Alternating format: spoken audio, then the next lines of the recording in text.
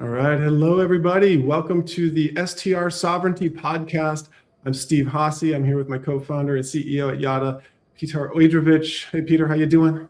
Good, Steve. How are you doing, man? Happy it's a Friday. You know, here we are. We're kicking it on a Friday, doing a podcast. It's great to be alive.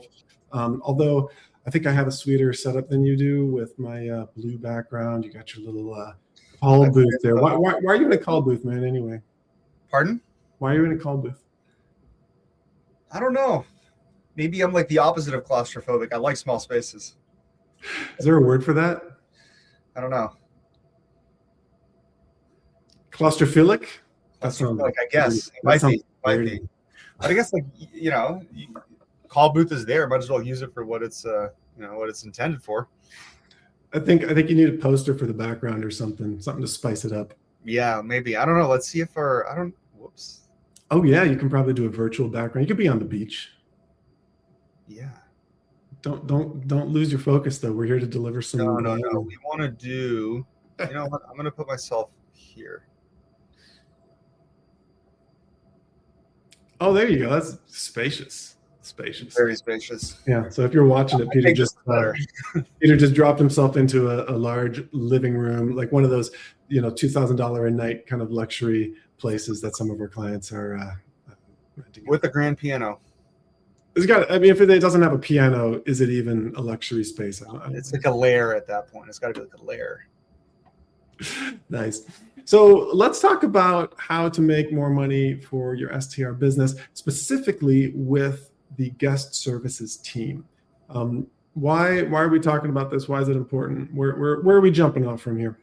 Well, one of the first things that STR businesses do as they start scaling is they start hiring people to take on guest communications. So these are typically you'll hire some VAs overseas, and these are folks that are in your inbox and maybe in your phone system and wherever else you're communicating with the guest.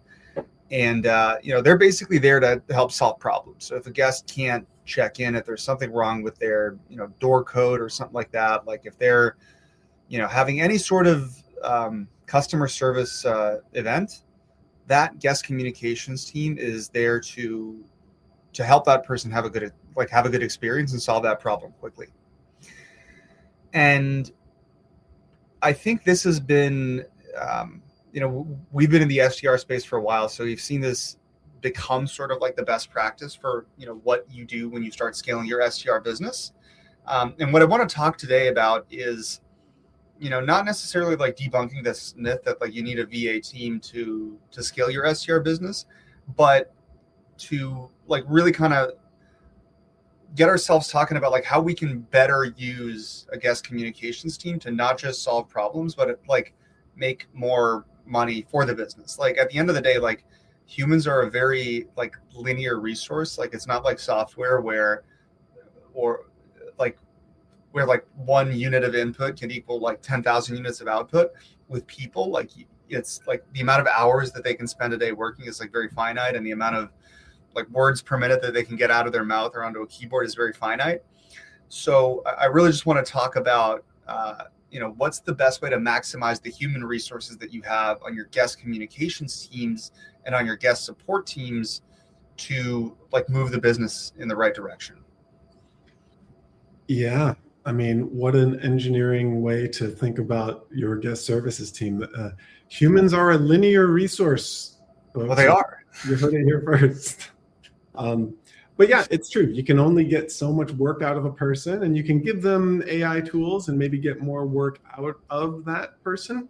But I think what matters even more than how much work you can get from someone is what work they are doing. And this is where I think the best practices in the STR space, especially from smaller operators, like, if you're under 100 units, maybe even under 200, 300, 400 units, the best practices handed down aren't all that good. And particularly around empowering guest services to make you money. Yeah. Usually, folks are making more money based on getting more bookings from the OTAs, right? It's like, let me improve my listings page, let me improve my amenities.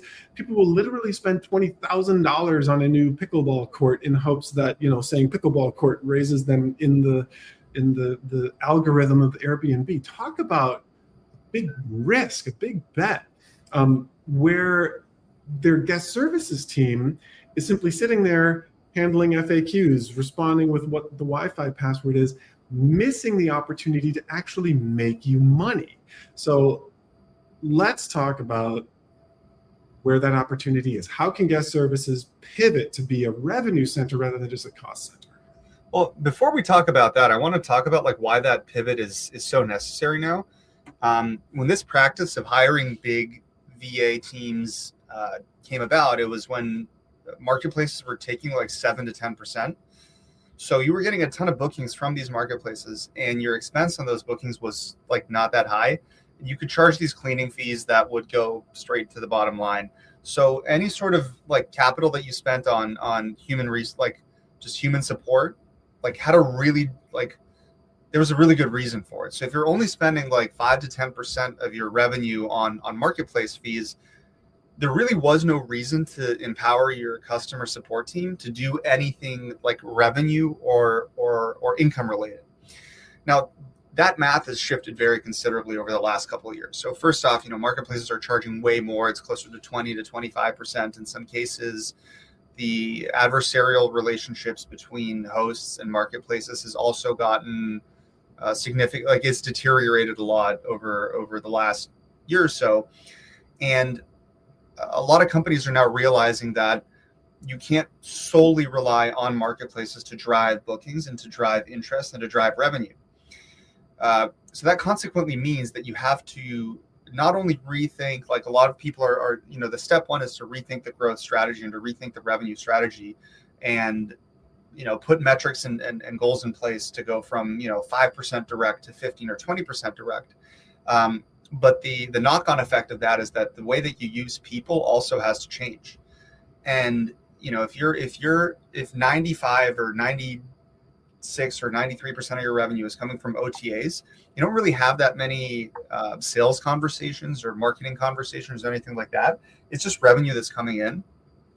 As you start ramping up the direct booking engine, and as you start having more bookings come from your website, from marketing campaigns, etc., some of those conversations that precede a booking, they happen more and more. So if someone's on your website or someone stayed with you in the past and you might send them a marketing email or a text or something like that, most of the time it's just going to result in a booking, without any intermediate conversation. But even if you as you just scale up the amount of outbound messaging that you do and retention messaging and direct marketing, there are going to be conversations that are happening that are more sales, they're sales conversations in nature. So the team then is your guest communications team then has to really adopt this role of simultaneously supporting the customers that are in stay and that are having an experience in one of your properties, but also empower them and train them to handle these sales types conversations, to answer those basic questions and to help the customer go through the booking process, because those are the most high value, high leverage conversations that your guest communications team can possibly have. So basically, if you're thinking of guest communications just for existing guests, you are missing out on the biggest piece of the pie that there is. Yeah. The guests that are outside of stay.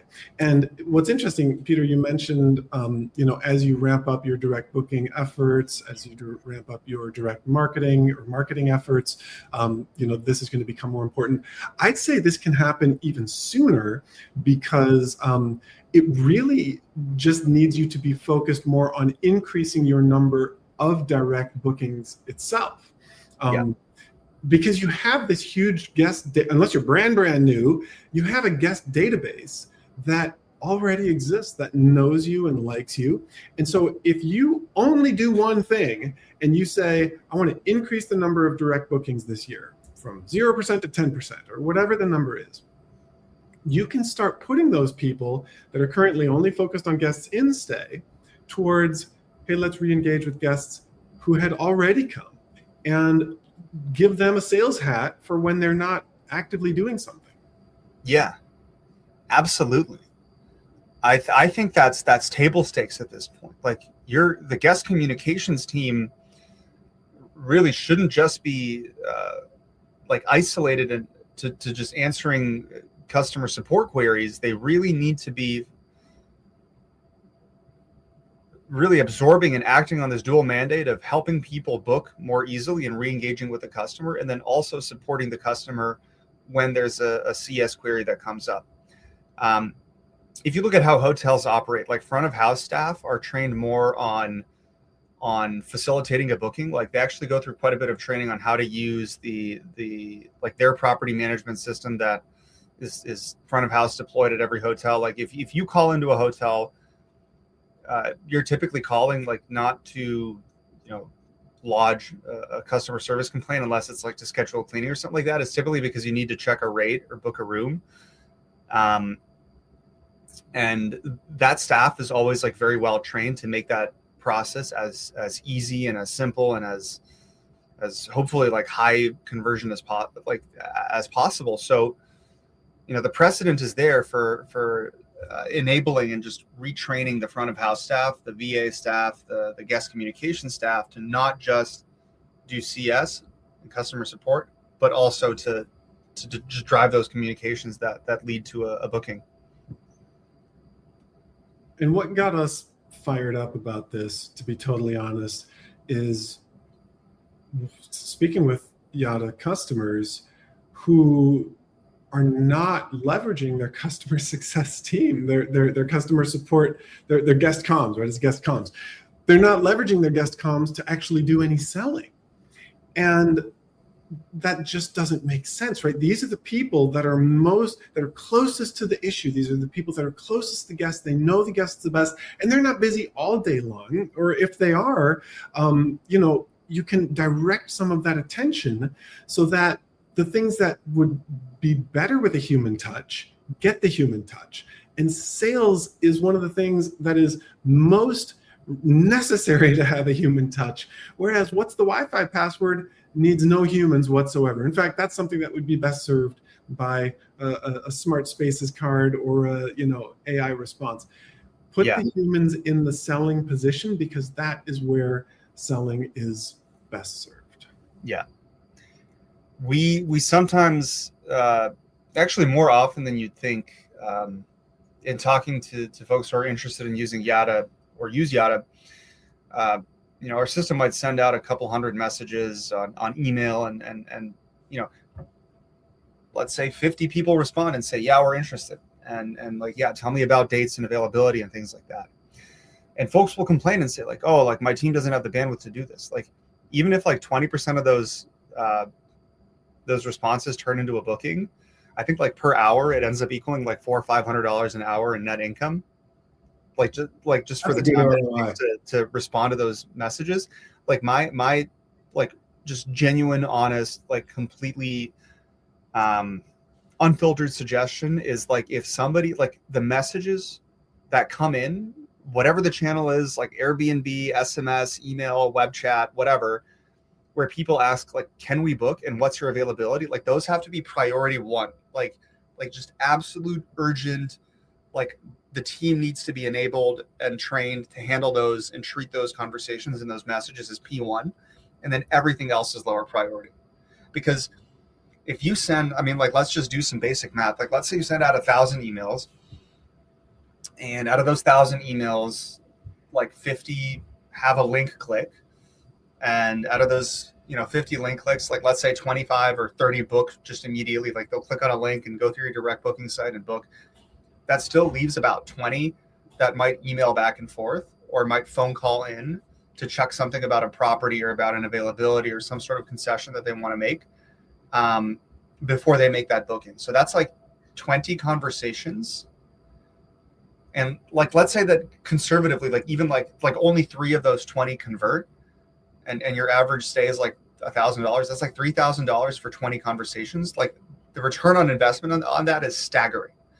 So enabling the team and just really training the team, and not just the team, but like rethinking how you use human resources and guest communications teams, I think is extremely critical, because kind of keeping them in the silo of like just answering guest questions like perpetuates a relatively outdated model of how to use like humans in STR orgs. Like in every other business, like in a hotel, like unless you're on the cleaning staff, like everyone is empowered to upsell a room or to like build a greater experience or to sell rewards points, or just like, it's just the whole experience is designed to make it as easy as possible for the guest to book, to check in, to like subscribe to a rewards program, and to move forward. Like even on airlines, like flight attendants are like, they have like point of sale systems to sell credit cards and like rewards programs and things like that. Like every guest facing individual is just trained and enabled to drive more sales and to drive more bookings.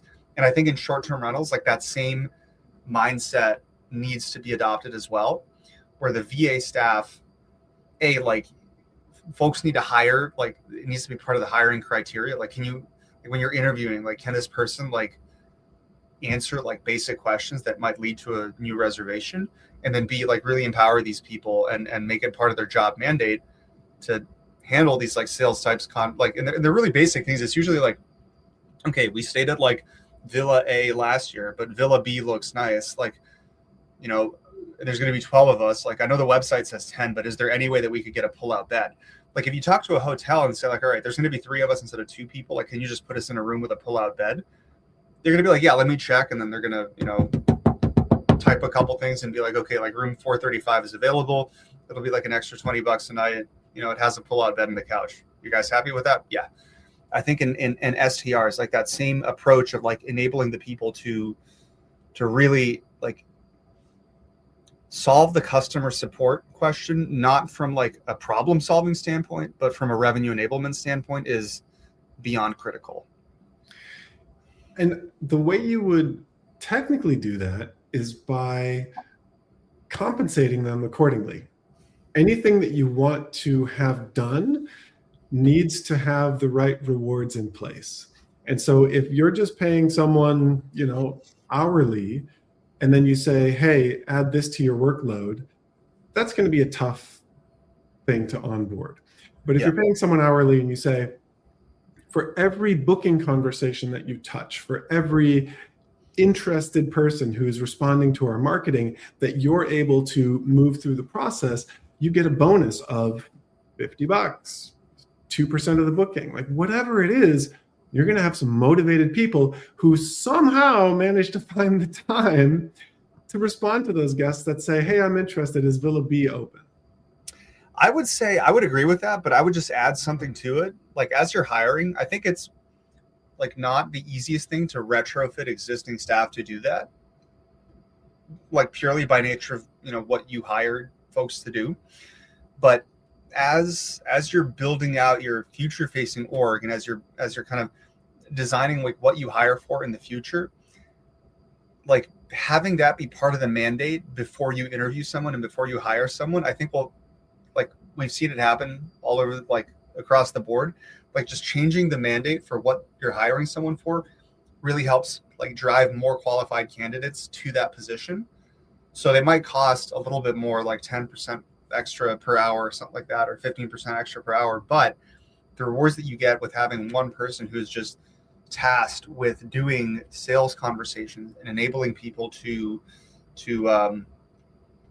book, and then having their bonus or having an additional layer of compensation tied to how many, you know, deals they close or how many bookings they facilitate, I think is something that's going to be really easy to implement for most organizations out there. Yeah. And you don't really need that many people to do it. I mean, like, let's be honest, like your phones are not going to be ringing off the hook. You know, if you have a team of 5 VAs and you have one person that spends whose mandate is just to, you know, round the clock, like when somebody comes in from a marketing channel and answer those questions and facilitate those bookings, that's like not that much extra in VA spend, but it could be a very, very significant boost in direct booking conversions, or like adding one person whose mandate is to really handle that, if you're unable to retrain existing staff or kind of swap out or reshuffle existing staff to handle that. Yeah. Which gets to another point, like how do you empower your STR guest services team to make you money? Have good people on that team, right? These are the folks that are going to be customer facing. If you want them to do more than just respond with what the Wi-Fi password is, but actually to be to give people a hospitable experience, to create great stays. Don't pay them bargain basement, right? You don't want the blue light special when you're actually trying to create a memorable experience. And it becomes even more true if you're going to align them towards selling. Yeah. These are going to be revenue generating people, not just, an expendable mill wheel of a revolving door. Sorry to mix the metaphors there, but like by investing a little bit more in the quality, the training, the sense of being a team, you can get so much more out of people who are motivated to create a great guest experience, people who are well qualified, people who are bring excellent expertise to the process for you. I agree. I think in hotels you see a lot of hotels, especially if you start getting into the luxury tier, competing for local talent, like people who are really good front of house and who are really good at connecting with the customer and leveraging that ability to connect with the customer to drive upsells and to drive more expensive rooms and longer stays and things like that. I think that everyone in the STR space should take a page from that book, and instead of focusing on finding the most cost efficient VA labor, finding the VA labor that can drive the most results. So maybe paying a little bit extra, but finding those folks that can really have good conversations with guests that result in extra bookings. And I think like if you look at a lot of other verticals, like the best sales reps and customer success reps are some of the most compensated people in companies, because they are the ones most directly responsible for impacting revenue and impacting revenue trajectories. And this is not something that you want to cheap out on ever. Like you can cheap out on a bunch of stuff like office furniture, whatever, but the folks that are going to be that front of line communications between the company and the guest, or the company and the customer, especially in situations where there's an opportunity to sell more, are worth every penny, and really need to be empowered and enabled to do that job well, because the benefits are just so obvious. So let us know, what are some ways that you are empowering your guest services team? What have you seen work really well? These are some of our ideas based on what we're seeing operators do well, and also miss the opportunities for, and hopefully start changing some of that. It's also stuff that we've built software around, so that if you have a guest services team that is ready to sell, we kind of serve up those opportunities on a platter. And of course, some things can be handled by AI, but in the end, if there's a human that is able to respond with warmth, empathy, and accuracy, that's always going to beat a generic, hey, here's the link, take care of it yourself. That extra touch goes so far in the selling process. Absolutely. All right. Thanks for listening. We will talk to you next time. Thanks so much, guys. And if you have any, we'd love to hear about how folks are using their guest communications teams to drive sales. Like everybody has different insights and everybody has different ideas that they can bring to the table. So we'd love to hear about how you're doing that. And, if there's anything that you want to talk about, anything that you want us to talk about in the future around, enabling guest comms teams to drive repeat bookings and to drive more bookings. Right on.